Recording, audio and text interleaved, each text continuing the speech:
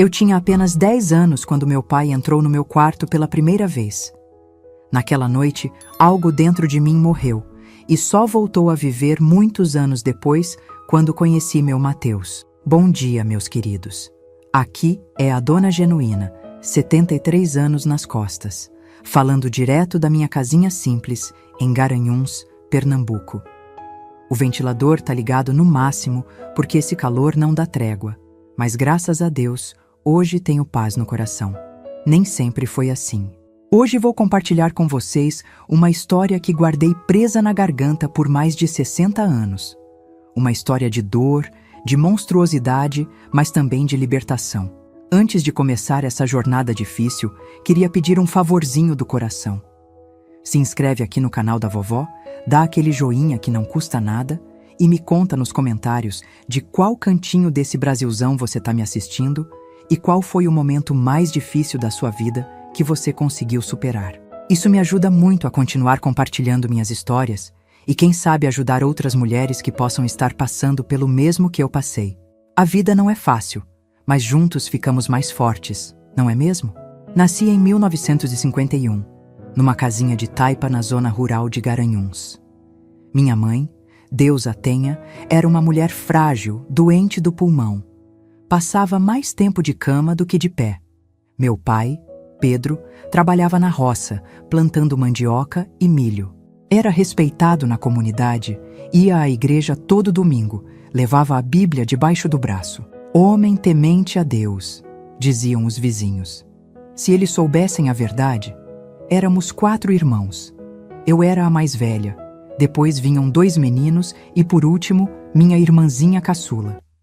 Desde pequena, assumi responsabilidades de gente grande. Com mãe doente, era eu quem cuidava da casa, fazia comida, lavava roupa no rio, olhava os irmãos menores. Mal tive tempo de ser criança.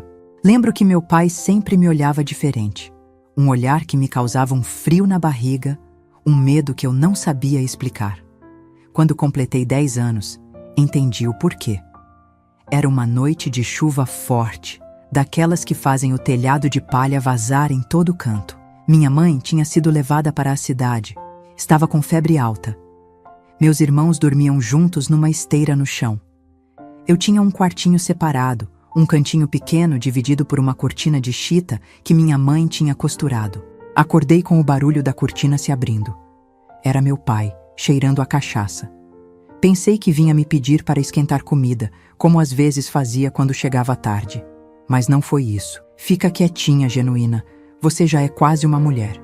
O que aconteceu naquela noite e em tantas outras depois dela, não consigo descrever com palavras. A dor, a vergonha, o nojo, o medo, tudo misturado num poço escuro dentro do meu peito. Cada vez que ele saía do meu quarto, eu me encolhia num canto, abraçava os joelhos e chorava em silêncio para não acordar meus irmãos. Tentei contar para minha mãe uma vez, quando ela teve um dia bom e conseguiu se levantar da cama. Mãe, o pai tá fazendo umas coisas comigo. Ela me deu um tapa na cara antes mesmo que eu terminasse. Nunca mais repita uma coisa dessas. Você quer me matar de desgosto?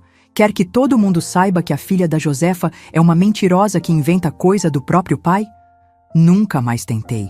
Aprendi a viver naquele inferno dia após dia, ano após ano. Me tornei uma menina calada, de olhar baixo. Na escola, quando ainda ia, ficava no canto, não brincava com as outras crianças. Dentro de mim, havia só um grande vazio.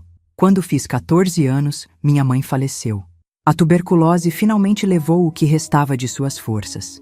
No velório, enquanto todos choravam, eu sentia um desespero diferente. Minha mãe, mesmo doente, mesmo não acreditando em mim, era uma presença que de alguma forma limitava meu pai.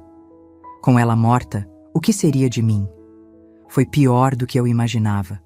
Sem minha mãe para servir de testemunha, meu pai ficou mais ousado, mais cruel. Agora não era só de noite, escondido. Era a qualquer hora que lhe desse vontade. E se eu resistisse, sobrava para meus irmãos menores. Se não for você, vai ser sua irmãzinha, ele dizia. E eu, para proteger aquela criança de 5 anos, me submetia ao horror. Comecei a pensar em fugir. Mas para onde? Não tinha parentes próximos, não tinha dinheiro, não tinha ninguém em quem confiar. As pessoas da roça admiravam meu pai, achavam que ele era um viúvo coitado criando 4 filhos sozinho. A professora da escola uma vez perguntou por que eu faltava tanto, por que estava sempre triste. Tentei dar sinais, dizer que não estava tudo bem em casa. Ela falou com meu pai, que explicou que eu estava rebelde, ingrata, que inventava histórias por causa da morte da mãe. Nunca mais a professora me olhou do mesmo jeito. Os anos foram passando assim, nesse martírio diário. Aos 16, pensei seriamente em me matar. Cheguei a pegar uma corda, fui até o pé de juazeiro atrás de casa, mas quando já estava com o nó feito, ouvi o choro da minha irmãzinha me chamando. Não podia abandoná-la. Quem a protegeria se eu não estivesse mais lá? Foi nessa época que conheci o Mateus. Ele tinha vindo da cidade grande, Recife, para trabalhar na construção da estrada que ia ligar nossa comunidade ao município vizinho. Era um rapaz bonito, forte, de sorriso fácil, uns 10 anos mais velho que eu. Nos cruzamos na feira, quando eu vendia as tapiocas que fazia para ajudar nas despesas de casa. "Moça, essas tapiocas parecem boas demais. Me vende 5. Entreguei sem levantar os olhos. Estava acostumada a não olhar homem nenhum no rosto. Meu pai tinha ciúmes doentios. Dizia que eu era só dele, e se me visse conversando com qualquer homem, o castigo era terrível. Mas o Mateus era diferente. Ele ficou ali, comendo a tapioca devagar, me observando. Não era um olhar de cobiça como o dos outros homens. Era um olhar curioso, como se ele estivesse tentando resolver um mistério. "A moça é sempre tão calada assim, ou é só comigo?" Dei um meio sorriso sem graça, olhando para os pés. "Sou assim mesmo. Pois eu acho que tem muita história por trás desses olhos tristes." Levantei a cabeça, surpresa. Ninguém nunca tinha percebido minha tristeza antes. Ou se percebiam, fingiam não ver. Mateus começou a aparecer na feira todo domingo. Sempre comprava minhas tapiocas, sempre ficava um pouquinho mais para conversar. A princípio, eu mal respondia, com medo de que alguém contasse ao meu pai, mas aos poucos fui me abrindo. Ele me contava sobre a cidade grande, sobre os lugares que tinha conhecido, sobre seus sonhos de ter um dia uma oficina mecânica. E eu, sem perceber, comecei a sonhar também. Um dia ele me perguntou por que eu sempre usava blusas de manga comprida, mesmo no calor de rachar. Baixei os olhos, sem saber o que dizer. A verdade é que estava escondendo as marcas dos dedos do meu pai, que tinha apertado meu braço com força na noite anterior. É que queimo fácil no sol. Mateus não disse nada, mas vi nos olhos dele que não tinha acreditado. Na semana seguinte, quando nos encontramos de novo, ele trouxe um presente, um vidrinho de arnica. "Para passar nos machucados", disse simplesmente. "Ajuda a sarar mais rápido." Fiquei sem palavras. Como ele sabia? Tinha sido tão óbvio assim? Depois de quase 2 meses de encontros na feira, Mateus me convidou para dar uma volta, conhecer o trecho da estrada onde trabalhava. Recusei na hora, apavorada. "Não posso, meu pai." "Seu pai não precisa saber. Você merece um momento de alegria genuína." Acabei aceitando. Disse em casa que ia buscar água no açude, que ia demorar um pouco mais. Pela primeira vez na vida, fiz algo só para mim, algo que me dava prazer. Caminhamos pela estrada nova, sentindo o cheiro de terra molhada, ouvindo os passarinhos. Mateus me contou histórias engraçadas, me fez rir como há anos não ria. Quando já estávamos voltando, ele segurou minha mão. Foi um gesto simples, mas que fez meu coração disparar. Um toque gentil, respeitoso, tão diferente das mãos brutas do meu pai. "Genuína, tem algo errado acontecendo na sua casa, não tem?" Parei de andar, o medo voltando com força. Ia negar, como sempre fazia, mas algo no olhar dele, a preocupação sincera, a gentileza, quebrou as muralhas que eu tinha construído ao redor do meu segredo. "Meu pai, ele me faz coisas, desde que eu era pequena." As palavras saíram aos soluços, entre lágrimas que não conseguia mais segurar. Pela primeira vez, contei tudo. Como tinha começado, como ninguém acreditava, como ele ameaçava meus irmãos se eu resistisse. Mateus ouviu em silêncio, o rosto cada vez mais sombrio. Quando terminei, Estava tremendo, certa de que ele ia me julgar, me achar suja, estragada. Mas em vez disso, Mateus me abraçou. Um abraço forte, protetor, que me fez sentir segura pela primeira vez em anos. Vou te tirar dali, Genuína, prometo. Ninguém mais vai te machucar. Naquele momento, não acreditei realmente. Tinha ouvido promessas antes. A professora que disse que ia ajudar, a vizinha que desconfiava, mas nunca fez nada. Por que esse homem que mal me conhecia faria diferente? Mas Mateus cumpriu a palavra. Na semana seguinte, apareceu na feira com uma proposta que mudaria minha vida para sempre. Vem comigo para Recife. Tenho uma tia que pode te acolher até a gente se casar. Casar? Perguntei, achando que tinha ouvido errado. Sim, casar. Se você quiser, claro, sei que é rápido, que a gente mal se conhece. Mas sinto que Deus colocou você no meu caminho por um motivo.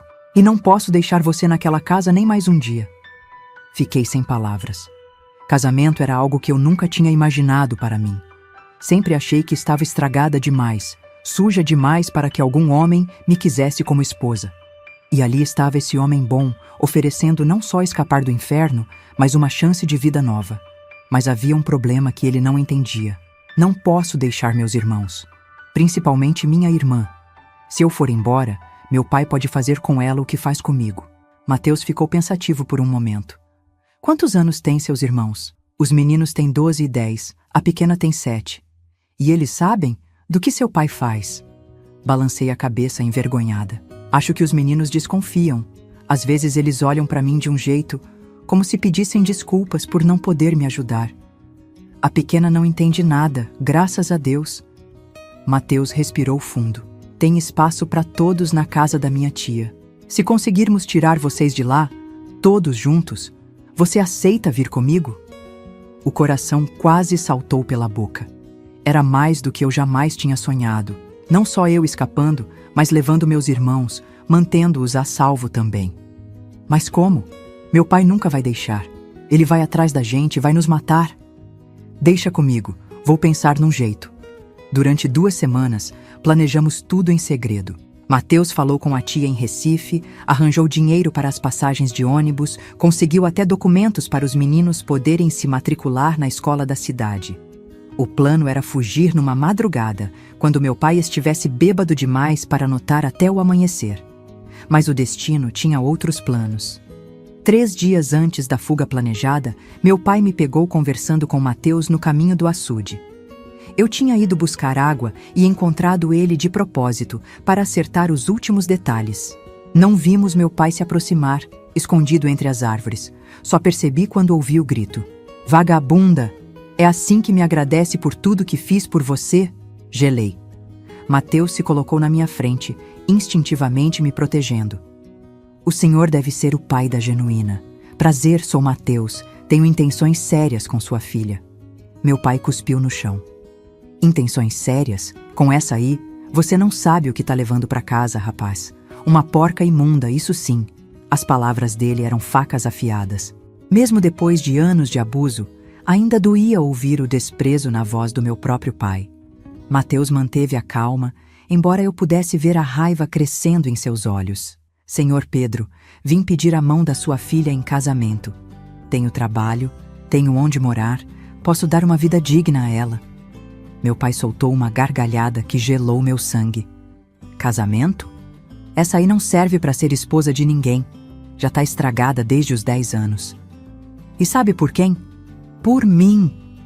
O mundo pareceu parar. Ali estava ele, confessando em voz alta o que tinha feito comigo por anos, sem uma gota de remorso. A vergonha que eu carregava sozinha agora estava exposta, na frente do homem que, contra todas as probabilidades, tinha se apaixonado por mim. Esperei ver nojo, decepção no rosto de Mateus. Em vez disso, vi fúria pura. Antes que eu pudesse piscar, ele avançou sobre meu pai.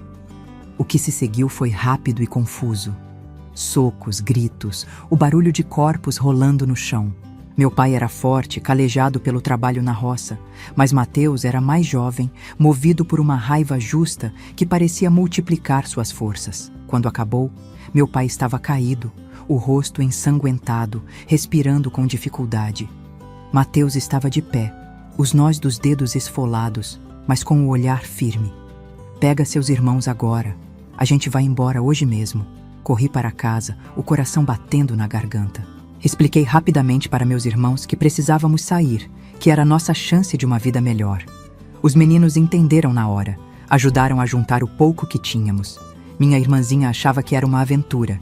Ria enquanto eu a vestia apressada. Saímos pela porta dos fundos, com nada além da roupa do corpo e um saco de pano com algumas mudas. Mateus nos esperava na estrada, em uma carroça emprestada de um amigo. Subimos todos, olhando para trás uma última vez para a casa que tinha sido nosso cárcere por tantos anos. Pegamos o primeiro ônibus para Recife na manhã seguinte. Durante toda a viagem, segurei a mão de Mateus, ainda sem acreditar que aquilo era real, que finalmente estava livre. Meus irmãos olhavam pela janela, maravilhados com as paisagens novas, com a promessa de uma vida sem medo. A tia de Mateus nos recebeu de braços abertos. Era uma senhora viúva, de cabelos brancos e sorriso doce, que morava sozinha numa casa simples, mas confortável, no bairro de Casa Amarela. Olhou para nós, 4 crianças assustadas com roupas puídas, e não fez uma única pergunta. Apenas nos mostrou os quartos, serviu um caldo quente e disse que podíamos ficar o tempo que fosse necessário. Foi assim que começou minha nova vida. 2 semanas depois de chegar a Recife, eu e Mateus nos casamos numa cerimônia simples no cartório. Não tinha vestido branco, nem festa, nem convidados além da tia dele e meus irmãos.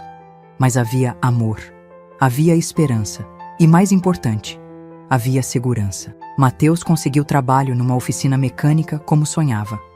Eu cuidava da casa e dos meus irmãos, que começaram a frequentar a escola. Aos poucos, fui me curando.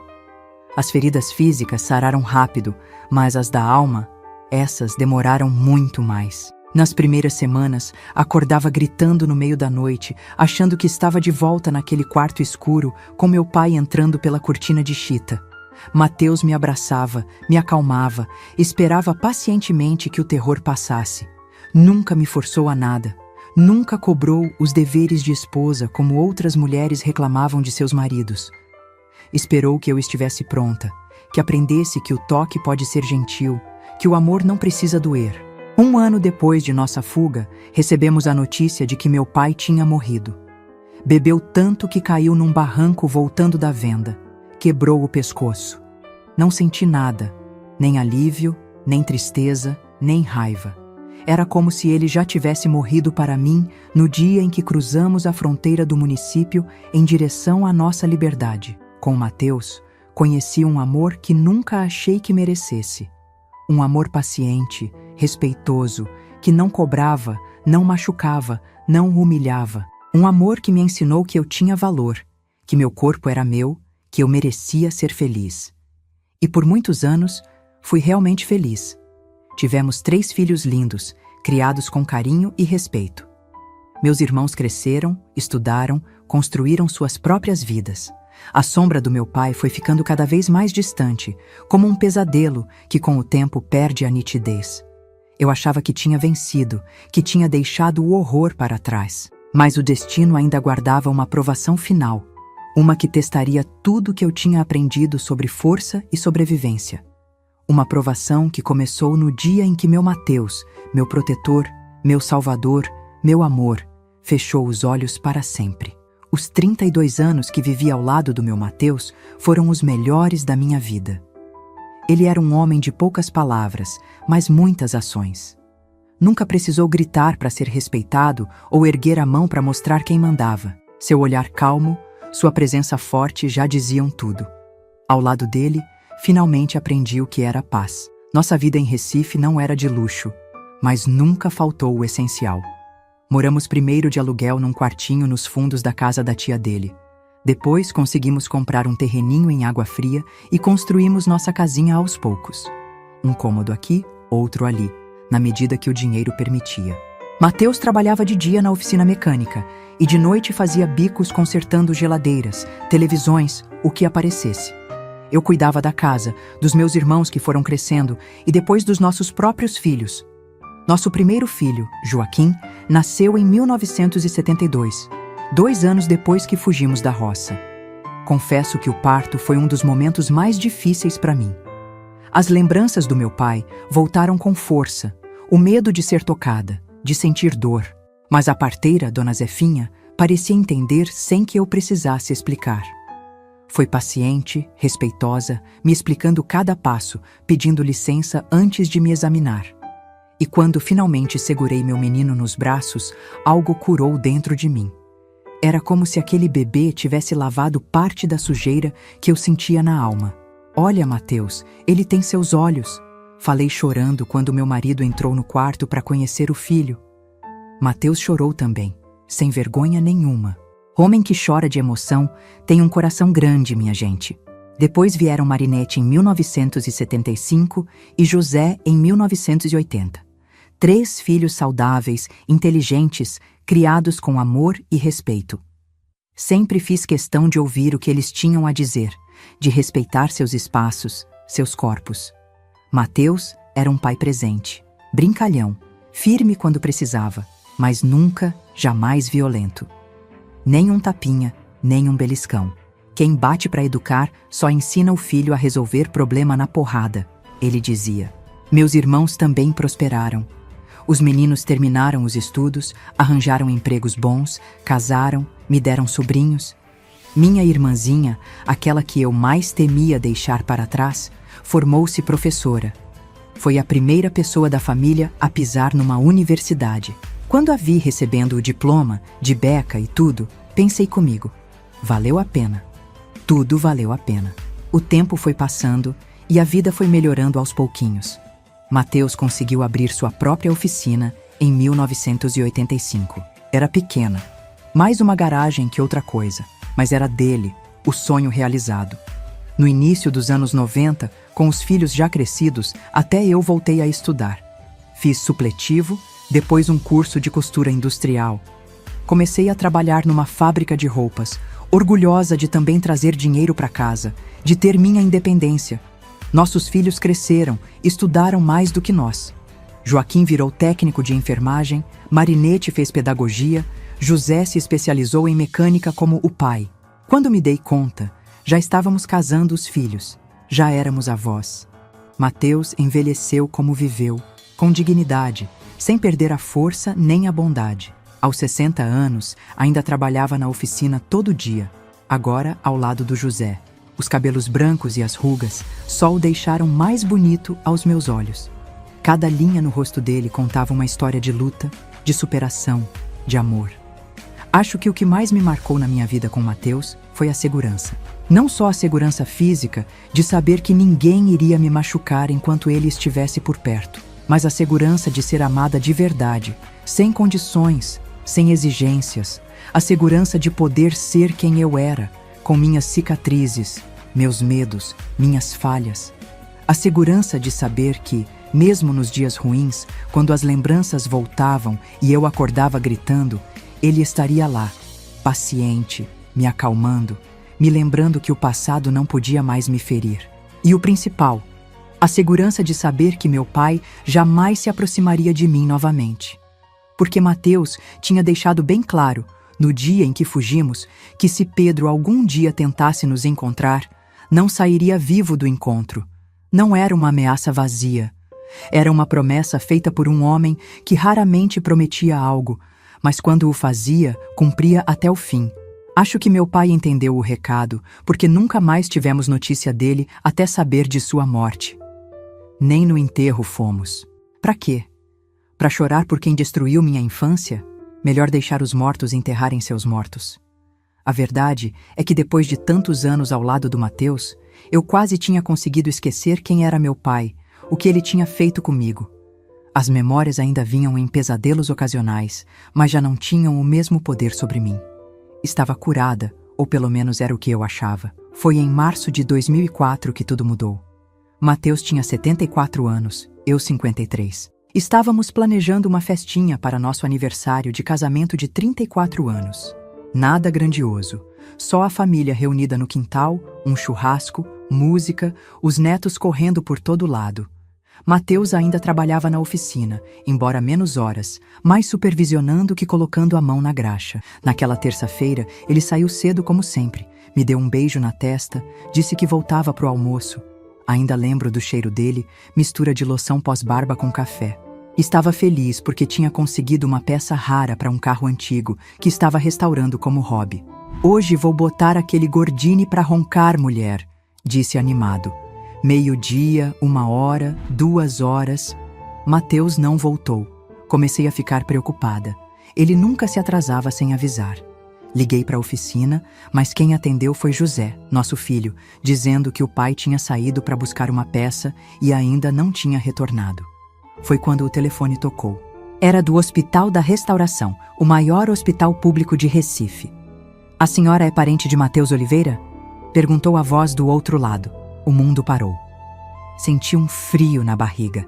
Aquele pressentimento terrível que a gente sabe que vem antes de uma notícia que vai mudar tudo. Sou a esposa dele. O que aconteceu? Seu marido sofreu um acidente.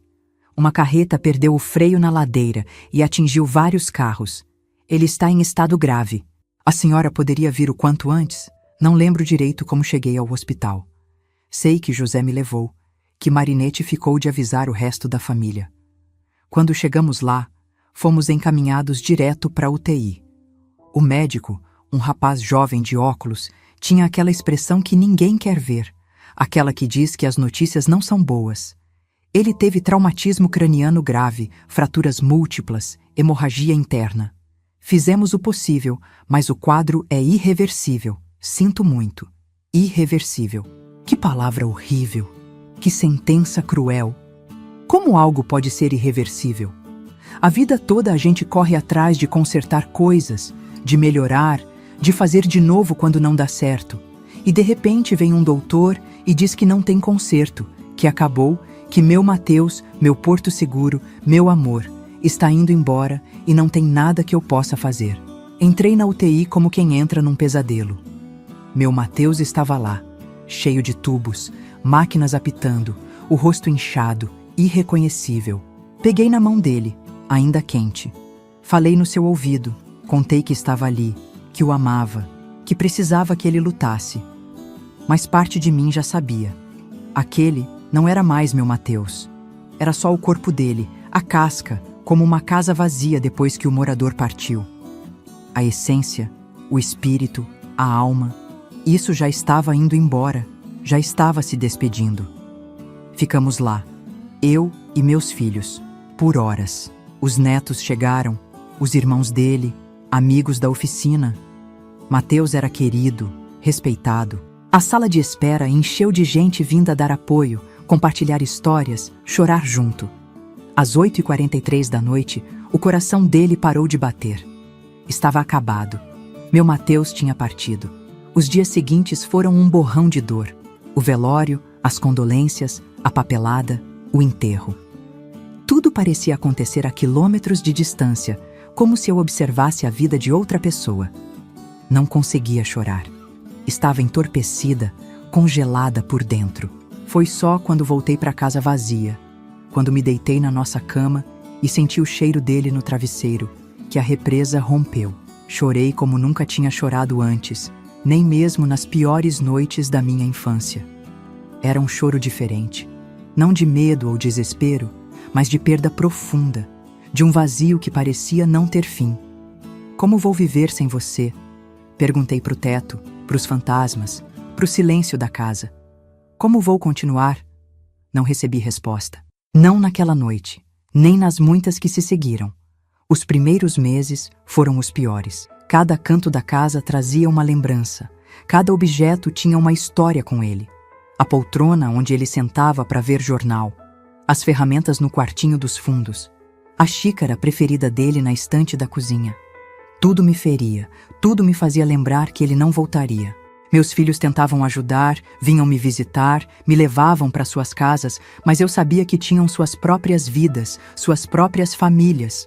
Não podia me agarrar a eles como tinha me agarrado ao Mateus, e talvez não quisesse. Parte de mim ainda esperava acordar e descobrir que tudo tinha sido um pesadelo, que ele estava ali, roncando do meu lado como sempre.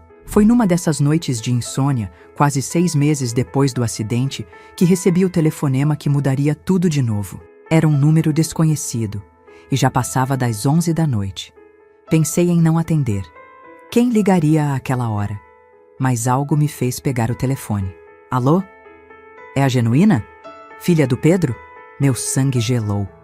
Ninguém em Recife me conhecia como filha do Pedro.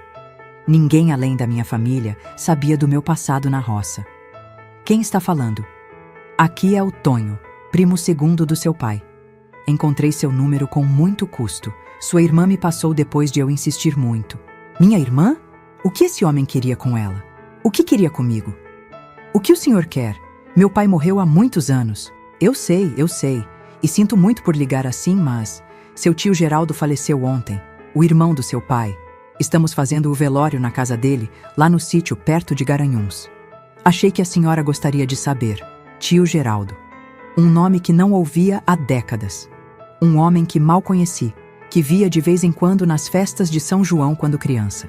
Não sentia nada por ele, nem bom, nem ruim. Obrigada por avisar, mas não vou poder ir. Moro longe, tenho compromissos. Entendo. Só achei que devia saber. Seu pai e seu tio eram brigados há muitos anos, mas no fundo eram irmãos, né?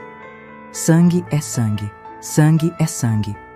Que frase mais vazia, mais mentirosa. Sangue não significou nada quando meu próprio pai abusou de mim por anos. Sangue não impediu ele de destruir minha infância. Agradeço o aviso. Boa noite. Desliguei sentindo um mal-estar estranho. Por que aquele telefonema me afetou tanto? Por que falar do meu pai, mesmo depois de tantos anos, ainda me causava aquele frio na barriga, aquele aperto no peito? Porque Mateus não estava mais aqui. Porque pela primeira vez em mais de 3 décadas, eu estava desprotegida, sozinha. Foi naquela noite, olhando para o teto escuro do quarto, que uma ideia começou a se formar na minha cabeça. Uma ideia maluca, talvez, mas que não me deixou mais. Talvez fosse hora de voltar. De enfrentar os fantasmas, de pisar naquela terra novamente. Não pelo tio que mal conheci, mas por mim. Para provar a mim mesma que podia, que aquele lugar e aquelas memórias não tinham mais poder sobre mim. No dia seguinte, liguei para o tal Tonho e perguntei os detalhes do velório. Seria no sítio do meu tio, a uns 20 quilômetros da roça onde cresci. O enterro seria no dia seguinte, no cemitério da cidade. Disse que tentaria ir, sem me comprometer. Meus filhos acharam uma loucura quando contei. Mãe, não faz sentido. Você nem conhecia esse tio direito. Por que se dar ao trabalho de ir até lá? Questionou Marinette. Não consegui explicar direito. Como dizer que não era pelo tio, mas por algo mais profundo, mais pessoal? Como explicar que precisava enfrentar aquele lugar uma última vez, agora como adulta, como mulher feita, não mais como a menina aterrorizada que fugiu há tantos anos. Acabei indo sozinha. Peguei um ônibus para Garanhuns numa quinta-feira de manhã com uma mochila pequena e o coração pesado. A viagem durou quase 6 horas, cada quilômetro me levando mais perto do passado que tanto tentei esquecer. Quando desci na rodoviária de Garanhuns, o cheiro da terra, a cor do céu, tudo me pareceu estranhamente familiar, como se o tempo não tivesse passado. Peguei um táxi até o sítio do meu tio. Durante o trajeto, reconheci marcos, lugares que tinham povoado meus pesadelos por anos. O açude onde lavava roupa, a venda onde meu pai comprava cachaça, a igrejinha onde fingíamos ser uma família normal aos domingos. O sítio do meu tio estava cheio de gente quando cheguei. Pessoas que não via há décadas, algumas que nem reconhecia mais. Fui recebida com surpresa, alguns abraços desajeitados, olhares curiosos. É a Genuína, filha do Pedro. Ouvi alguém sussurrar. Aquela que fugiu com um homem da cidade. O caixão estava na sala, rodeado de velas e flores do campo. Meu tio parecia sereno, como se estivesse apenas dormindo. Fiz o sinal da cruz, murmurei uma oração breve. Não sentia nada além de um vago respeito pela morte. Foi quando senti um arrepio na nuca.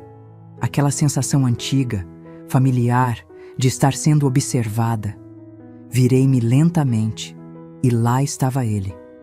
Não meu pai, que já estava morto e enterrado há anos, mas alguém que tinha seus olhos, seu queixo, seu jeito de ficar parado num canto, observando.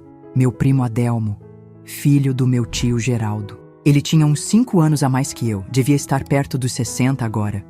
E nos seus olhos vi algo que me fez engolir em seco.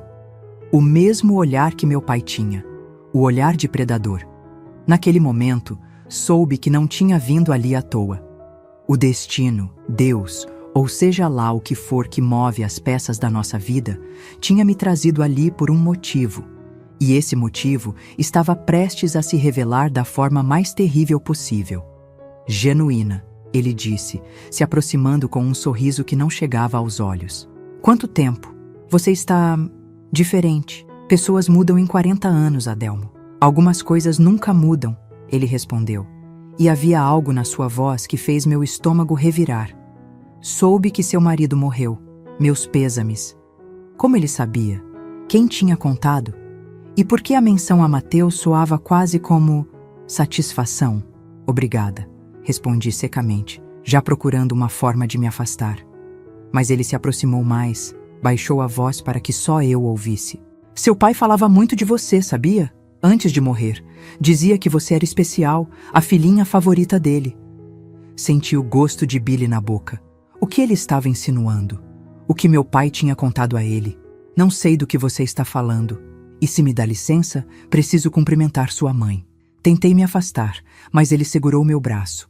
Não com força suficiente para machucar, mas o suficiente para me manter ali. Seu rosto estava próximo demais. Seu hálito cheirava a café e cigarro. Ele me contou tudo, Genuína. Tudo o que vocês faziam. Como você era boazinha para ele. Naquele momento, o mundo pareceu desacelerar. As vozes ao redor ficaram abafadas, distantes. Só existia o rosto de Adelmo, suas palavras venenosas e a compreensão horrível do que ele estava dizendo. Meu pai não só tinha abusado de mim, tinha se gabado disso, tinha compartilhado aquele horror como quem conta uma história de caça. Ele era um monstro, consegui dizer, a voz trêmula. E você também, por falar disso como se fosse normal. Adelmo sorriu, aquele sorriso que não alcançava os olhos. Normal ou não, agora seu protetor se foi. E ninguém vai te defender se eu decidir que quero o que meu tio tinha. A ameaça era clara, crua, repulsiva. E algo dentro de mim, aquela menina aterrorizada que fui um dia, quis se encolher, fugir, se esconder. Mas havia outra parte agora. Uma parte forjada por anos ao lado de Mateus. Anos construindo força, amor próprio, dignidade. Tira a mão de mim, disse baixo, entre dentes. Agora. Ele riu, apertando mais meu braço. Ou o quê? Vai gritar? Fazer escândalo no velório do meu pai? Ninguém vai acreditar em você. Nunca acreditaram antes, por que acreditariam agora? Foi então que fiz algo que jamais imaginei ser capaz. Olhei diretamente nos olhos dele, sem medo, sem hesitação, e disse: porque não sou mais aquela menina assustada. Sou uma mulher que criou 3 filhos fortes, que tem netos, que construiu uma vida apesar do que seu tio fez. E se você não tirar a mão de mim agora, vou quebrar cada um dos seus dedos, e depois vou contar para todo mundo nessa sala exatamente que tipo de homem você é. Algo no meu tom, na firmeza da minha voz, deve ter convencido Adelmo de que eu falava sério. Ele soltou meu braço, deu um passo para trás. Você está louca. Não, Adelmo, estou mais sã do que nunca. Virei as costas e caminhei para a saída, sentindo seu olhar me seguindo. Não me despedi de ninguém, não olhei para trás.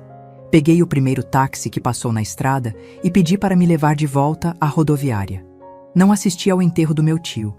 Não visitei o túmulo do meu pai. Não precisava mais daquele encerramento que achei que buscava. O verdadeiro encerramento tinha acontecido ali, naquela sala, quando enfrentei não só Adelmo, mas todos os fantasmas do meu passado. No ônibus de volta para Recife, chorei. Não de medo ou tristeza, mas de alívio, de libertação. Mateus podia ter partido, mas o que ele me deu, segurança, amor, força, permanecia dentro de mim. Eu não estava sozinha. Nunca estaria realmente sozinha novamente.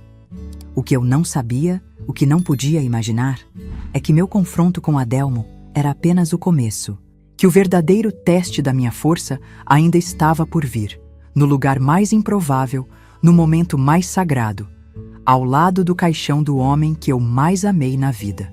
2 meses depois daquele encontro com Adelmo, meu Mateus completaria 75 anos. Decidi fazer uma pequena celebração mesmo sem ele presente. Chamei os filhos, os netos, preparei aquele bolo de milho que ele tanto gostava. Uma forma de manter viva sua memória, de mostrar aos mais novos que o vovô Mateus, mesmo não estando mais entre nós, ainda era parte da família. Foi durante essa comemoração singela que comecei a sentir uma dor estranha no peito. No início, achei que fosse só a emoção, a saudade apertando o coração. Afinal, era a primeira vez que cantávamos parabéns sem ele ali. Mas a dor não passou. Foi aumentando, irradiando para o braço esquerdo, me deixando sem ar. Mãe, você tá bem? Lembro de Marinette perguntando, o rosto dela já embaçado na minha visão. Não consegui responder. Meus joelhos cederam, o mundo escureceu, e só soube depois que tive um infarto grave. O mesmo coração que aguentou tantos anos de sofrimento, que aprendeu a amar apesar das cicatrizes, quase parou de vez naquele dia. Acordei na UTI do Hospital das Clínicas, cercada de aparelhos e da minha família preocupada. Os médicos explicaram que eu precisaria de uma cirurgia delicada. As artérias estavam entupidas, o coração fraco demais para bombear sangue adequadamente. A senhora teve sorte, disse o cardiologista, ajeitando os óculos no rosto jovem. Se não estivesse com a família quando aconteceu, talvez não tivéssemos conseguido socorrê-la a tempo. Sorte. Será mesmo? Ou seria o Mateus, de alguma forma, ainda cuidando de mim do outro lado? A cirurgia foi marcada para dali a 2 semanas. Tempo suficiente para me estabilizar, para os médicos fazerem todos os exames necessários. Fiquei internada, monitorada dia e noite. Meus filhos se revezavam para me fazer companhia. Meus netos vinham me visitar nos horários permitidos, trazendo desenhos, cartinhas, pequenos presentes para animar a vovó. Sentia medo, claro. Aos 53 anos, com um problema cardíaco sério, as chances não eram as melhores. Mas, por outro lado, sentia uma estranha paz. Se meu tempo tivesse chegado, se fosse hora de me juntar ao meu Mateus, eu iria tranquila. Tinha vivido uma vida plena, tinha criado filhos maravilhosos, tinha conhecido o amor verdadeiro. Quantas pessoas podem dizer o mesmo? A cirurgia aconteceu numa terça-feira chuvosa de setembro.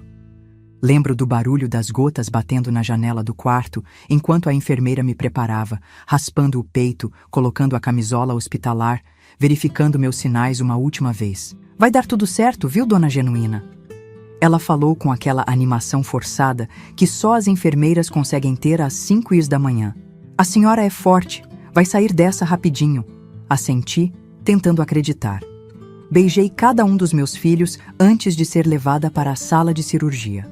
Qualquer coisa que aconteça, sussurrei para Joaquim, o mais velho. Saibam que fui muito feliz com vocês. Não lembro de muita coisa da cirurgia em si. A anestesia me levou para um lugar escuro e tranquilo. Sem sonhos, sem medos. Quando acordei, já estava na recuperação. O corpo pesado, a garganta arranhando por causa do tubo que tinham colocado. Uma dor surda no peito onde tinham aberto para chegar ao coração. A recuperação foi lenta, difícil. Passei 2 semanas no hospital. Depois, mais 1 mês de repouso quase absoluto em casa. Marinette se mudou temporariamente para cuidar de mim, ajudar com o banho, os remédios, a comida. Eu, que sempre fui independente, que cuidei de todo mundo, agora precisava ser cuidada como uma criança. Foi só no final de outubro, quase 2 meses depois da cirurgia, que comecei a me sentir eu mesma novamente. Conseguia andar pela casa sem me cansar, preparar refeições simples, até cuidar um pouco do jardim que Mateus tinha plantado nos fundos. A senhora está se recuperando bem, dona Genuína, disse o médico na consulta de acompanhamento. Mas precisa continuar tomando os remédios direitinho e evitar esforço. Nada de fazer tudo sozinha como antes, viu? Concordei, embora soubesse que seria difícil. Nunca fui de ficar parada, de depender dos outros. Mas tinha aprendido da pior forma que a vida é frágil, que nosso tempo aqui é limitado. Precisava cuidar bem desse coração remendado, se quisesse ver meus netos crescerem. Foi nessa época, quando já estava quase recuperada, que recebi uma ligação inesperada. Era uma quinta-feira à noite. Eu assisti a televisão sozinha quando o telefone tocou. Alô? Genuína? É o Adelmo. Meu sangue gelou nas veias. Por que ele estava me ligando? Como tinha conseguido meu número? O que você quer? Calma, prima. Só queria saber como você está. Soube da sua cirurgia. Como ele sabia disso? Quem estava passando informações sobre minha vida para aquele homem? Estou bem, e prefiro que você não me ligue mais. Genuína, olha, eu queria pedir desculpas pelo que aconteceu no velório do meu pai. Eu estava nervoso, transtornado pela perda. Falei coisas que não devia. Sua voz soava diferente, mais suave, quase arrependida, mas algo nela ainda me causava arrepios. Tudo bem, está desculpado. Agora, se me dá licença... Espera! Ele interrompeu antes que eu desligasse. Eu tô indo para Recife semana que vem. Assuntos de negócios. Pensei em passar para te visitar, saber como você tá. Somos família, na final. Não somos família, Adelmo. Não mais. E não quero sua visita. Houve um silêncio do outro lado, e quando ele falou novamente, a falsa gentileza tinha sumido de sua voz. Você acha que pode me evitar para sempre? Recife não é tão grande assim.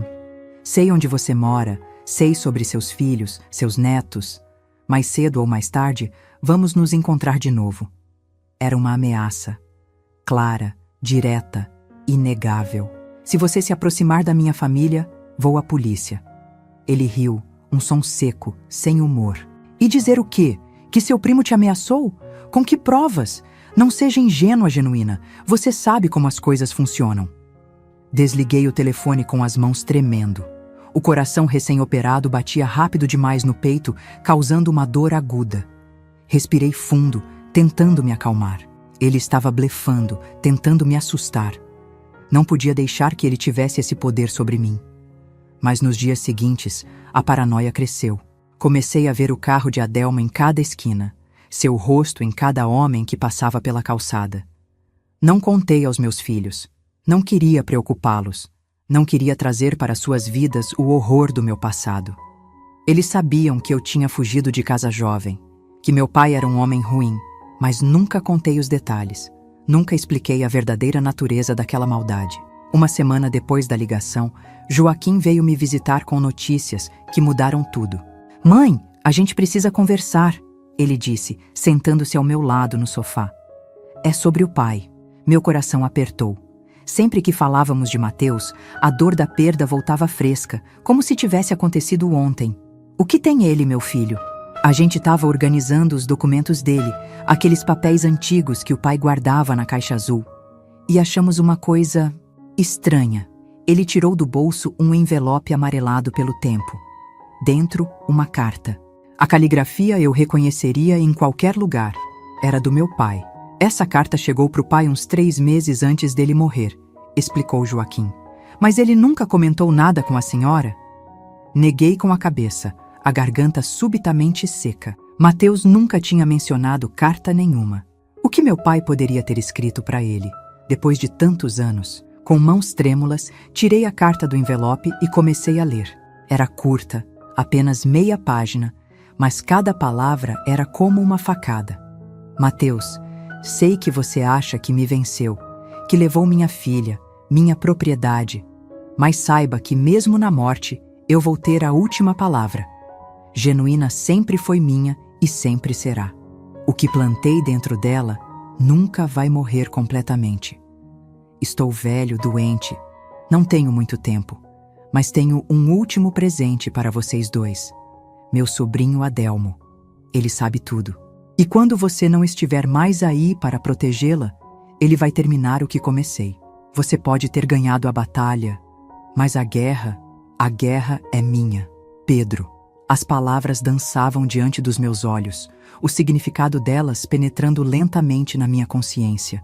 Não era coincidência Adelmo aparecer no velório do pai. Não era acaso ele saber da morte de Mateus, da minha cirurgia. Era um plano monstruoso traçado pelo meu pai antes de morrer, uma vingança de além-túmulo. Mãe, o que isso significa? Que história é essa? Olhei para meu filho, seu rosto marcado pela preocupação. Como explicar? Como contar a ele os horrores que vivi, que agora ameaçavam voltar e contaminar a vida que tínhamos construído?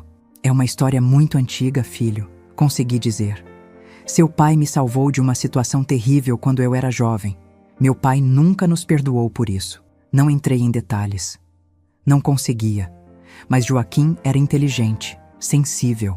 Deve ter entendido pelo menos parte do que eu não disse. Esse tal de Adelmo, ele é perigoso? Ele te procurou? Hesitei. Queria proteger meu filho, não envolvê-lo nessa sujeira. Mas também sabia que esconder a verdade agora poderia colocar toda a minha família em risco. Ele me ligou semana passada. Disse que vinha a Recife, que queria me visitar. Joaquim ficou sério, o maxilar tenso de um jeito que me lembrou Mateus. Você não vai encontrar esse homem sozinha. Vou falar com José e Marinete. A gente vai cuidar disso. A determinação na voz dele me trouxe uma sensação estranha. Orgulho misturado com medo. Meus filhos queriam me proteger, como Mateus tinha feito por tantos anos. Mas esse não era o papel deles. Essa luta era minha. Não, filho. Você não entende. Isso é algo que eu preciso resolver sozinha. Mãe, pelo amor de Deus, a senhora acabou de sair de uma cirurgia cardíaca. Não tem condições de enfrentar nada sozinha agora. Sabia que ele estava certo. Estava fraca. Vulnerável. Exatamente como Adelmo me queria. Nos dias seguintes, meus filhos montaram uma espécie de guarda ao meu redor. Nunca me deixavam sozinha. Instalaram um novo sistema de segurança na casa, trocaram as fechaduras, contrataram um rapaz para ficar de olho na rua durante a noite. Era como viver numa fortaleza. Mas no fundo, eu sabia que não poderia viver assim para sempre. Não podia deixar que o medo me aprisionasse novamente, que as ameaças do passado ditassem meu futuro. Em algum momento, teria que enfrentar Adelmo, olhar nos olhos do mal que meu pai tinha plantado e dizer basta. Essa oportunidade chegou mais cedo do que eu esperava e de uma forma que jamais poderia prever. Era uma segunda-feira, início de dezembro. Eu estava melhor, já conseguia fazer quase tudo sozinha, embora ainda me cansasse facilmente. Joaquim tinha me levado ao médico para exames de rotina e depois me deixou em casa, prometendo voltar mais tarde com a esposa e os meninos para jantar. Estava sozinha há menos de uma hora quando a campainha tocou. Olhei pelo olho mágico, esperando ver algum vizinho ou entregador. Mas era um homem de terno, com cara de poucos amigos. Quem é? Perguntei sem abrir. Polícia Civil, dona Genuína. Precisamos falar com a senhora. Abri a porta com o coração acelerado. O homem mostrou um distintivo, que examinei com cuidado antes de deixá-lo entrar. O que houve, doutor? A senhora conhece Mateus Oliveira? Ele perguntou, embora eu tivesse certeza que já sabia a resposta. Era meu marido. Faleceu em março deste ano. O policial assentiu, o rosto grave. E a senhora estava onde hoje de manhã, entre 8 e 10 horas? No hospital, fazendo exames. Meu filho Joaquim estava comigo. Posso perguntar do que se trata tudo isso? Ele suspirou, tirando um pequeno bloco de anotações do bolso. Houve um incidente no cemitério onde seu marido está enterrado. Alguém vandalizou o túmulo e...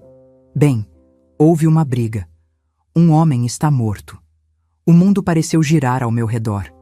Tive que me sentar, as pernas de repente fracas demais para me sustentar. Morto? Quem? E o que isso tem a ver comigo? O nome dele era Adelmo Pereira da Silva. Segundo testemunhas, ele estava vandalizando o túmulo do seu marido quando foi abordado pelo coveiro. Houve uma luta e Adelmo caiu, bateu a cabeça numa lápide. Morreu na hora, Adelmo. Morto.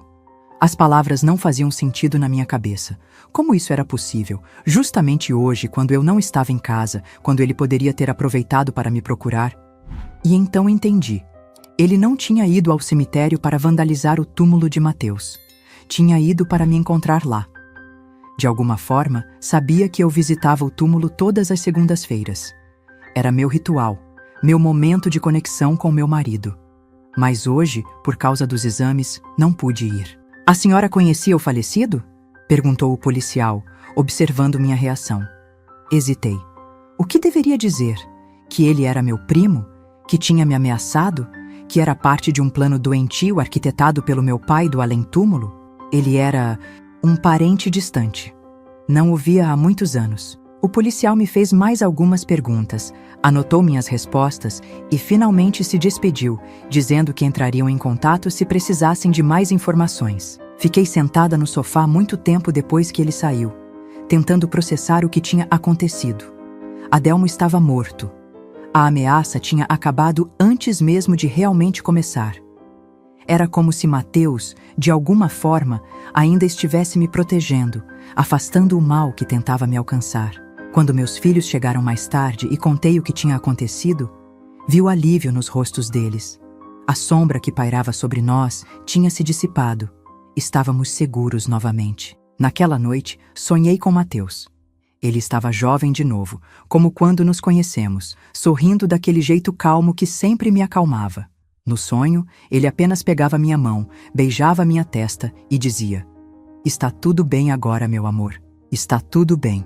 Acordei com lágrimas nos olhos, mas eram lágrimas de alívio, de gratidão. Sabia que o pesadelo tinha realmente acabado. Que o ciclo de violência que começou quando eu tinha apenas 10 anos, finalmente estava quebrado. Mas o que eu não sabia, o que não podia imaginar, é que o verdadeiro teste da minha força ainda estava por vir, porque 3 dias depois da morte de Adelmo, recebi outra visita inesperada. Uma visita que traria à tona verdades ainda mais dolorosas e que me faria questionar tudo o que eu acreditava saber sobre meu passado, sobre meu pai e sobre a própria natureza do mal. 3 dias depois da morte de Adelmo, eu ainda tentava processar tudo o que tinha acontecido. Meus filhos insistiam que eu não ficasse sozinha, mas eu precisava de um pouco de espaço, de silêncio para organizar meus pensamentos. Convenci Marinette a ir trabalhar, garantindo que ficaria bem por algumas horas. A casa estava quieta naquela manhã de quinta-feira. Sentei na varanda com uma xícara de chá, observando o pequeno jardim que Mateus tinha plantado. As rosas que ele tanto cuidava estavam floridas, vermelhas e vibrantes, como se quisessem me lembrar que a vida continua, que a beleza persiste mesmo depois que perdemos quem amamos. Foi quando ouvi batidas na porta. Não esperava ninguém àquela hora. Por um momento, o medo voltou. E se fosse alguém ligado a Adelmo? E se a ameaça não tivesse morrido com ele? Aproximei-me cautelosamente, olhando pelo olho mágico. Era uma mulher idosa, curvada pelos anos, apoiada numa bengala. Não a reconheci de imediato, mas algo nela me pareceu familiar. "Quem é?" perguntei, a mão hesitante na fechadura. "Dona Genuína? Sou eu, Zefa, irmã do seu tio Geraldo." Tia Zefa, mal me lembrava dela. Uma senhora quieta que raramente saía do sítio, que sempre parecia assustada com tudo e com todos. O que estaria fazendo em Recife, na minha porta? Abri com cuidado, ainda desconfiada. Ela parecia ainda menor do que eu lembrava, frágil como um passarinho, os cabelos completamente brancos formando um coque no alto da cabeça, o rosto enrugado como papel amassado. "Tia Zefa, o que a senhora faz aqui? Posso entrar, minha filha?" A viagem foi longa. Minhas pernas já não são mais as mesmas. Dei passagem, observando enquanto ela se arrastava para dentro. Os passos pequenos e hesitantes. Ajudei-a a sentar no sofá, ofereci água, café, algo para comer. Ela aceitou apenas um copo d'água, que bebeu em goles pequenos, as mãos trêmulas segurando o copo. "Soube da morte de Adelmo", ela disse finalmente, a voz baixa, quase um sussurro. "Foi por isso que vim." Senti um aperto no peito. O que ela sabia? Por que tinha vindo me procurar? "Foi um acidente terrível", respondi cautelosa. "O senhor era parente da senhora?"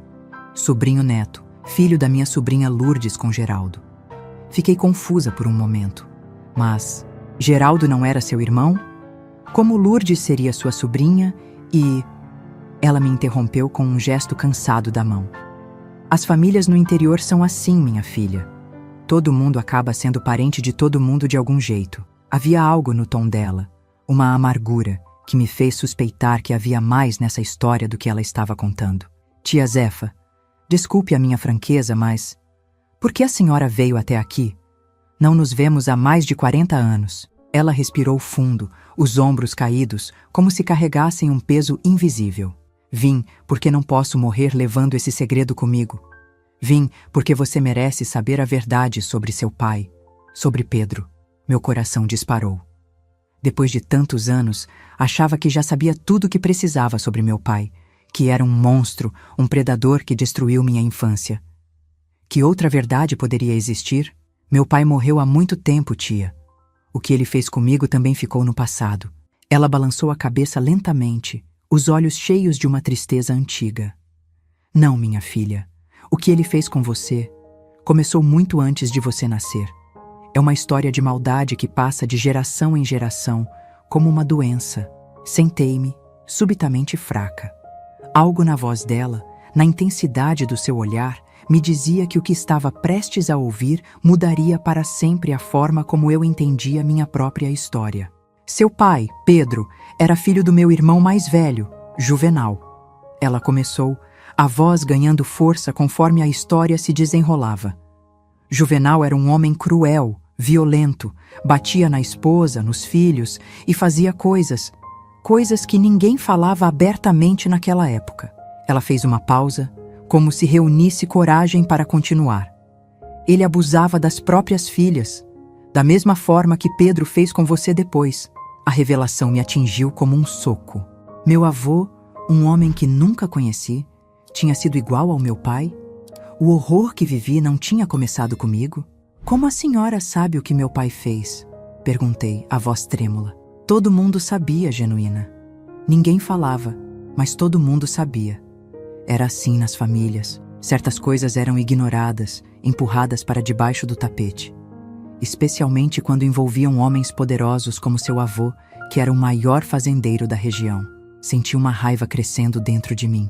Não só pelo que tinha sofrido, mas por saber que pessoas como tia Zefa tinham conhecimento e nada fizeram. E ninguém ajudou? Ninguém fez nada? Ela baixou os olhos envergonhada. Eu tentei uma vez, quando percebi o que estava acontecendo com você. Falei com sua mãe, avisei que Pedro estava seguindo os passos do pai. Ela me expulsou de casa, disse que eu era uma velha louca inventando histórias. Lembrei da minha mãe, sempre doente, sempre frágil, sempre negando o óbvio, preferindo acreditar que a filha mentia a enfrentar a monstruosidade do marido. Sua mãe também foi vítima, a seu modo, continuou tia Zefa. Quando casou com Pedro, ela não sabia no que estava se metendo. Quando descobriu, já estava presa, com filhos pequenos, sem ter para onde ir. Isso não justifica ela não ter me protegido, respondi, mais dura do que pretendia. Não, não justifica. Nada justifica. Tia Zefa suspirou profundamente. Mas o que vim te contar é sobre o que aconteceu depois que você fugiu.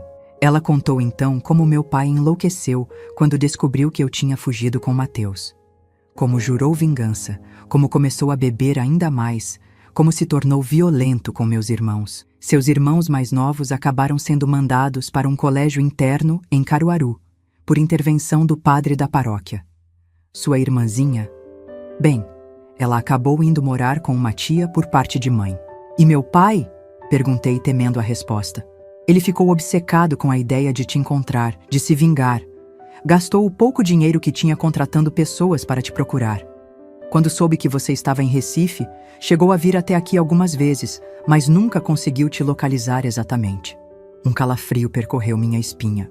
Enquanto eu construía minha nova vida com Mateus, meu pai estava me caçando pelas ruas de Recife? Quantas vezes ele esteve perto, sem que eu soubesse? Mas o pior, continuou tia Zefa, foi o que ele fez com Adelmo. Seu primo era só um menino quando seu pai começou a envenenar a cabeça dele. Contava histórias terríveis, mentiras sobre você, sobre como você tinha seduzido ele, depois fugido com outro homem. Plantou naquele menino um ódio doentio, uma obsessão. Então era por isso, murmurei, lembrando do olhar de Adelmo no velório, das insinuações, das ameaças. Ele realmente acreditava que eu e meu pai... Adelmo cresceu ouvindo que você era uma dívida a ser cobrada, que um dia, quando seu pai não pudesse mais, seria responsabilidade dele terminar o serviço. Pedro transformou aquele menino numa extensão da própria maldade. Lágrimas escorriam pelo meu rosto agora. Não por mim, mas por Adelmo. Um menino que poderia ter sido qualquer coisa, que poderia ter tido uma vida normal, transformado em instrumento de vingança, em continuação de um ciclo de abuso. Mas tem algo mais que você precisa saber, Genuína. Algo que descobri só recentemente, depois que Geraldo morreu. Ela abriu a bolsa gasta que carregava, tirou um envelope amarelado. Dentro havia uma carta. A caligrafia eu reconheci imediatamente. Era do meu pai. Encontrei isso entre os pertences de Geraldo. É datada de 3 semanas antes de Pedro morrer. Com mãos trêmulas, desdobrei o papel. Era uma carta longa, detalhada, endereçada a Adelmo. Nela, meu pai explicava exatamente como ele deveria me encontrar, como deveria me abordar, como deveria me destruir. Os detalhes eram tão específicos, tão cruéis, que mal consegui continuar lendo. Mas foi o último parágrafo que realmente me gelou o sangue. Quando chegar a hora, não perca tempo com ela. A velha não vale o esforço. O importante são os netos dela, a menina especialmente. Tem a mesma idade que Genuína tinha quando comecei. Continue a tradição. E lembre-se, isso não termina com você. Encontre outro para continuar quando você não puder mais. É assim que garantimos que nosso legado nunca morre. Deixei a carta cair, horrorizada. Não era só sobre mim. Nunca foi. Era sobre perpetuar o abuso, geração após geração. Era sobre transformar o horror que vivi em uma tradição doentia que nunca terminaria. Por que? Comecei, a voz falhando. Por que a senhora está me mostrando isso agora? Tia Zefa pegou minhas mãos entre as suas, os dedos nodosos apertando os meus com surpreendente força. Porque você precisa entender a maldade que enfrentou. Porque você precisa saber que o que aconteceu com Adelmo no cemitério não foi coincidência ou acidente. Foi o fim de uma corrente que poderia ter continuado por gerações. Como assim? O que a senhora está dizendo? Estou dizendo que Adelmo não foi ao cemitério para vandalizar o túmulo do seu marido. Foi porque sabia que você estaria lá, como todas as segundas-feiras. E não foi o coveiro que o confrontou. Ela fez uma pausa, os olhos fixos nos meus. Foi seu marido, Genuína. Mateus. Por um momento, achei que não tinha ouvido direito. Ou que a tia Zefa estava senil, confusa. Tia, meu marido morreu há 9 meses. Sim, mas seu filho mais velho não. Joaquim, não é? Ele se parece muito com o pai. Tem a mesma altura, o mesmo porte. De longe, usando o chapéu que seu marido sempre usava, a compreensão me atingiu como um raio. Joaquim. Meu filho sabia sobre as ameaças. Tinha lido a carta do meu pai. Ele tinha entendido o perigo que Adelmo representava não só para mim, mas para toda a família, para suas próprias filhas. Ele estava lá, Genuína, esperando por Adelmo, vestido como seu pai. As testemunhas que viram de longe, que falaram com a polícia, pensaram que era o coveiro porque ele usava roupas escuras. Mas era seu filho, protegendo a mãe, como o pai teria feito. Meu Deus! Meu filho tinha confrontado Adelmo. Tinha, acidental ou intencionalmente, causado sua morte. Tinha posto fim a uma ameaça que poderia ter destruído várias vidas. Como a senhora sabe disso tudo? Porque eu também estava lá. Ela respondeu simplesmente. Seguia Adelmo desde Garanhuns. Sabia o que ele planejava fazer. Queria impedir, de alguma forma compensar por não ter te ajudado quando você era criança. Ela descreveu então como viu tudo acontecer de trás de um túmulo próximo. Como Adelmo chegou armado, como esperou escondido, como Joaquim o surpreendeu por trás. A luta que se seguiu foi breve, violenta. Adelmo escorregou, bateu a cabeça numa lápide de mármore. Morreu na hora, antes mesmo que Joaquim percebesse a gravidade do golpe. Seu filho fugiu antes que alguém mais chegasse. Eu fiquei, chamei por socorro, contei a história do coveiro. Ninguém questionou. Uma velha confusa, um homem morto num acidente. Caso encerrado. Fiquei em silêncio, tentando processar tudo. Meu filho tinha matado um homem para me proteger. Tinha arriscado tudo, sua liberdade, seu futuro, sua família, por mim. O que devo fazer agora, tia Zefa? Devo confrontá-lo? Devo ir à polícia? A velha senhora balançou a cabeça lentamente. O que está feito, está feito. Adelmo escolheu seu caminho.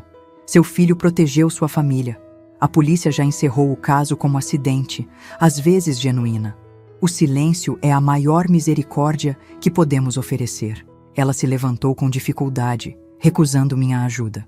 Vim aqui te contar isso porque você merece saber que está acabado. Realmente acabado. A maldade que seu pai plantou, que tentou perpetuar mesmo depois de morto, foi arrancada pela raiz. Você está livre agora. Verdadeiramente livre. Acompanhei-a até a porta, ainda atordoada por tudo que tinha ouvido. Antes de sair, ela se virou uma última vez, uma última coisa genuína. Seus irmãos, eles estão bem. Os meninos têm suas próprias famílias agora. Sua irmã é diretora de escola em Caruaru. Eles nunca souberam o que você passou, o que seu pai fez. Talvez seja a hora de reconectar, de curar essa parte da sua história também.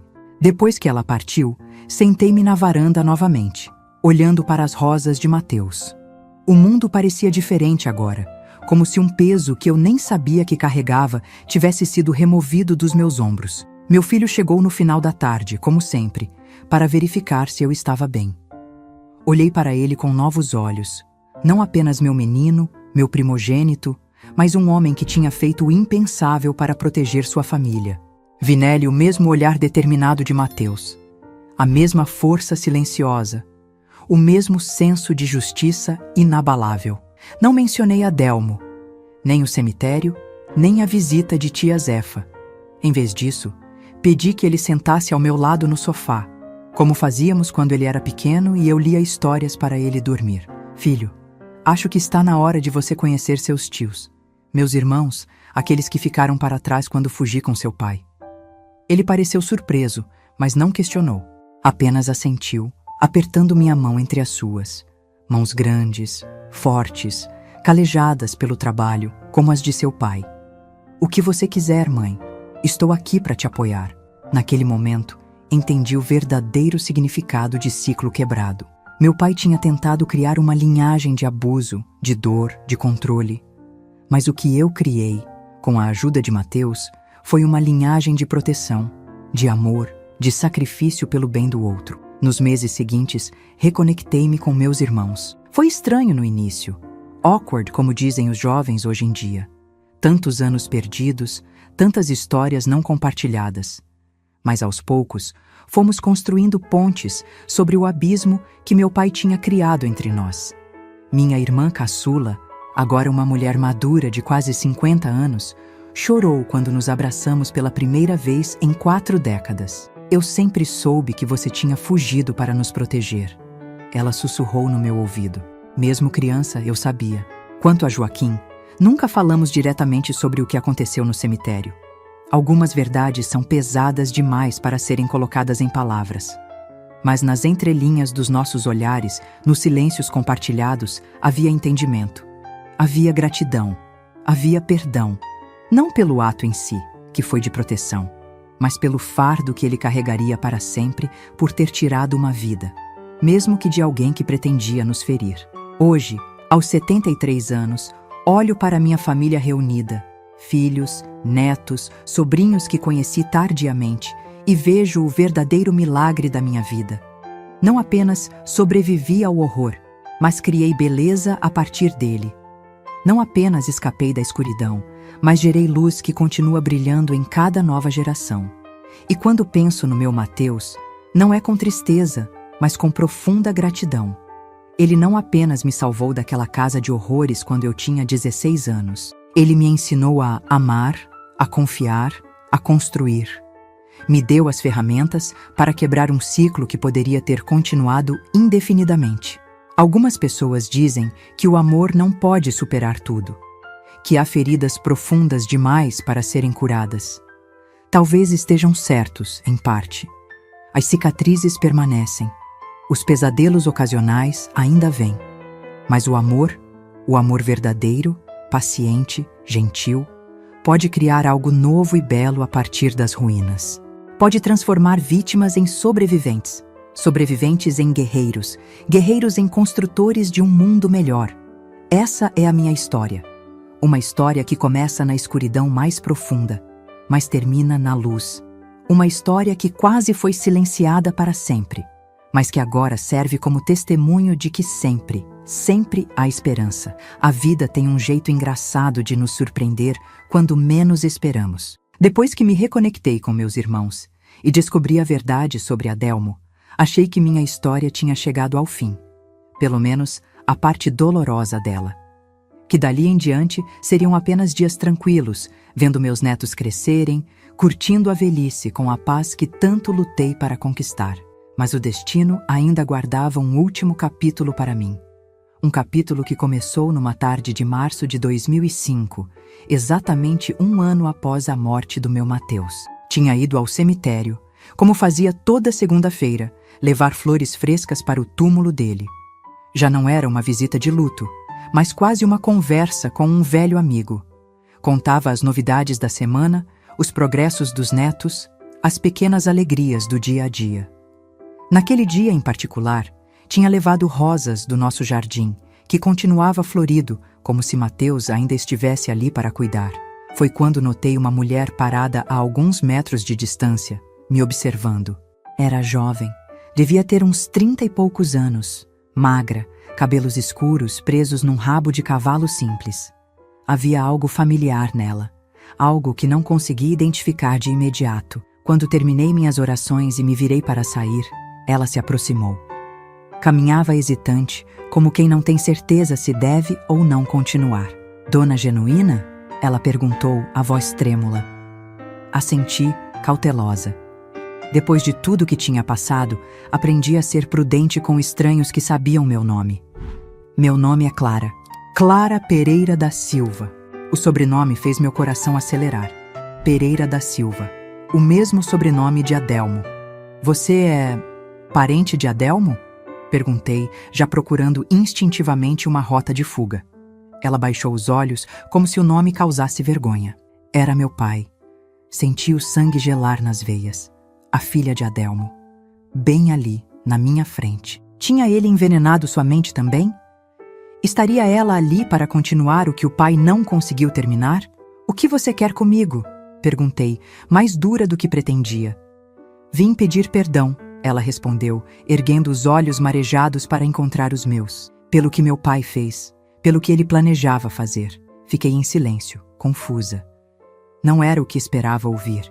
Eu sabia, ela continuou, a voz embargada. Sabia dos planos dele, das obsessões.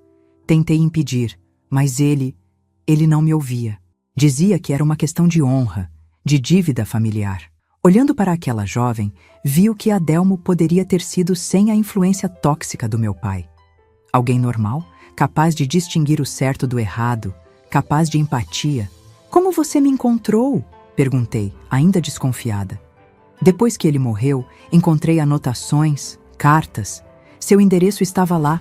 Fiquei meses reunindo coragem para vir falar com a senhora. Indiquei um banco próximo. Sentamos lado a lado, duas mulheres unidas por uma história terrível que nenhuma de nós tinha escolhido. Clara então me contou sua história. Como cresceu ouvindo histórias distorcidas sobre mim, sobre como eu tinha seduzido e depois abandonado meu próprio pai. Como Adelmo cultivou uma obsessão que só piorou com o tempo. Como ela, ao crescer, começou a questionar essas histórias, a perceber as inconsistências, a entender que havia algo profundamente errado na fixação do pai. Quando ele soube da morte do seu marido, algo mudou nele, ela disse, torcendo as mãos no colo. Era como se tivesse recebido um sinal, uma permissão. Começou a planejar, a falar sobre acertar contas. Eu tentei argumentar, tentei mostrar que não fazia sentido, que já tinha passado tanto tempo, mas ele não ouvia ninguém. Senti uma mistura de emoções enquanto ela falava. Pena dela, por crescer com um pai assim. Raiva de Adelmo, por não ter conseguido quebrar o ciclo como eu tinha feito. E um estranho alívio ao perceber que a filha dele tinha rejeitado o ódio, tinha escolhido outro caminho. No dia que ele morreu, continuou Clara, eu sabia onde ele estava indo. Tentei impedi-lo, ameacei chamar a polícia. Ele me trancou em casa, tirou as chaves do carro. Quando consegui sair e chegar ao cemitério, Já era tarde demais. Ela fez uma pausa, respirando fundo, como se reunisse coragem. Eu vi o que aconteceu, Dona Genuína. Vi seu filho lá. Vi a luta. Vi quando meu pai caiu. Fiquei tensa imediatamente. Seria uma ameaça velada? Ela sabia que não tinha sido um acidente? Que não tinha sido o coveiro? Não estou aqui para causar problemas, ela acrescentou rapidamente, percebendo meu medo. Ao contrário, vim para garantir que a senhora saiba que o segredo está seguro comigo. Seu filho fez o que precisava fazer para proteger a família. Meu pai escolheu seu caminho. Lágrimas escorriam pelo rosto dela agora, silenciosas. Mais do que isso, vim para quebrar este ciclo de uma vez por todas. Tenho uma filha pequena, de 5 anos. Não quero que ela cresça com este ódio, com esta obsessão. Quero que ela seja livre desta história horrível. Olhei para aquela mulher jovem, corajosa o suficiente para rejeitar o legado de ódio do pai, para buscar a cura não só para si, mas para a próxima geração. E algo dentro de mim se abriu. Um último nó de desconfiança e medo que nem sabia que ainda carregava. Seu pai não era um monstro de nascença, disse, surpreendendo a mim mesma com as palavras. Ele foi feito assim, moldado pelo meu pai, que por sua vez foi moldado pelo pai dele. Uma corrente de abuso e violência que vem de muito antes de nós duas. Contei a ela então o que tia Zefa tinha me revelado, sobre meu avô, sobre como meu pai foi criado, sobre como Adelmo foi manipulado desde criança para continuar um ciclo doentio. Não para justificar o que ele fez ou planejava fazer, mas para que ela entendesse que a maldade raramente nasce do nada.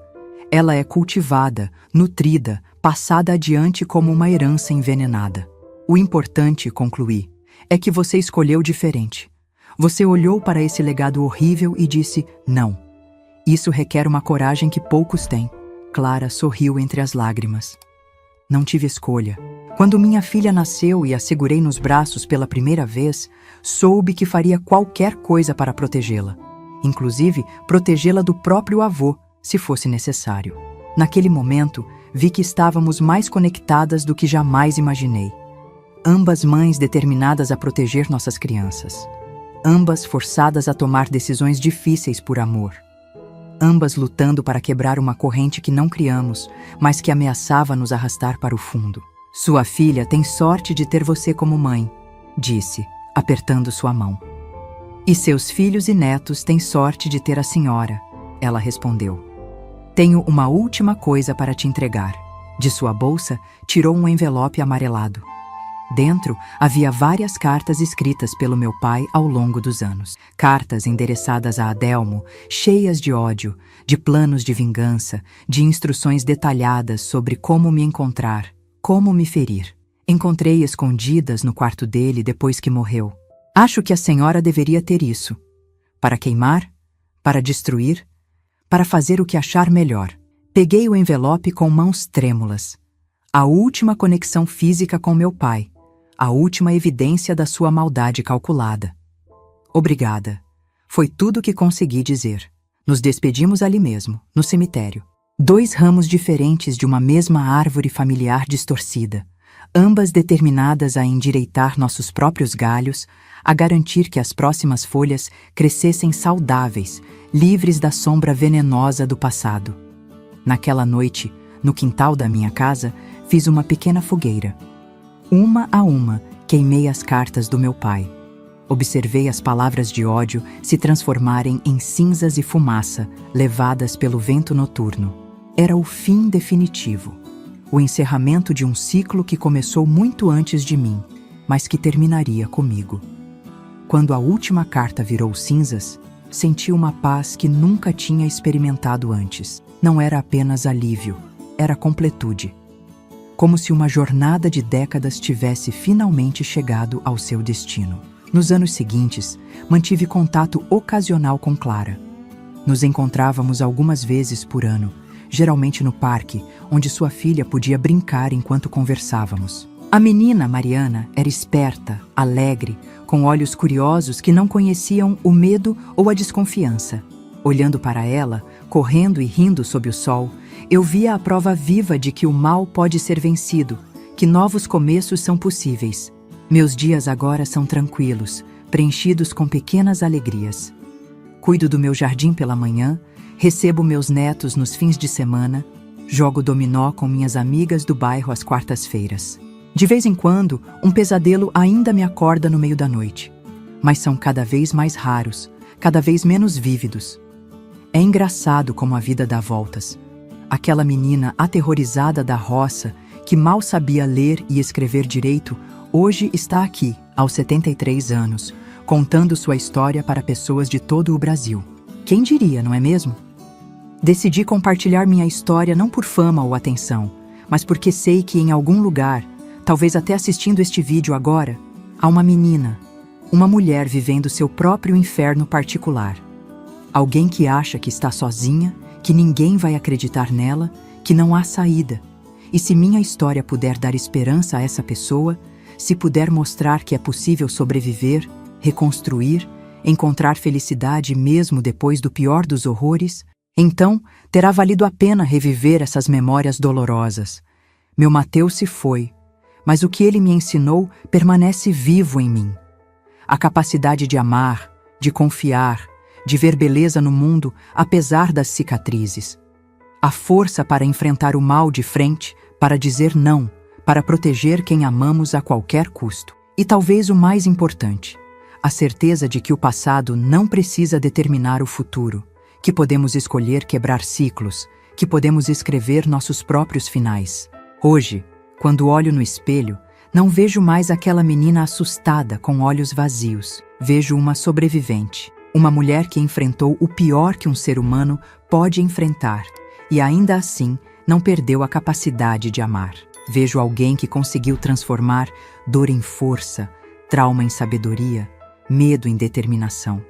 Meus queridos, se você chegou até aqui nessa jornada comigo, meu coração transborda de gratidão. Não é fácil ouvir histórias como a minha. Não é confortável encarar a realidade do abuso, do silêncio cúmplice, das vidas marcadas pela violência. Mas é necessário. É necessário falarmos sobre isso, trazermos à luz o que por tanto tempo foi escondido nas sombras. Se esse vídeo tocou você de alguma forma, peço de coração que dê aquele joinha, que se inscreva no canal da vovó. Não é o meu canal, eu só vim contar minha história, mas cada inscrição ajuda a levar essa mensagem importante para mais pessoas que precisam ouvir que não estão sozinhas, que há esperança, que há vida além do abuso. E se você quiser continuar essa conversa, conhecer outras histórias de superação como a minha, deixei o link do nosso grupo de WhatsApp na descrição do vídeo. Lá compartilhamos diariamente histórias reais de outras vovós que enfrentaram situações difíceis e encontraram força para seguir em frente. Para quem puder e quiser apoiar este canal maravilhoso que dá voz a pessoas como eu, também podem se tornar membro de fé desse canal. Com uma pequena contribuição mensal, você ajuda a manter esse espaço que tem salvado vidas ao mostrar que ninguém está sozinho em sua dor. Lembre-se sempre, sua história não define seu futuro.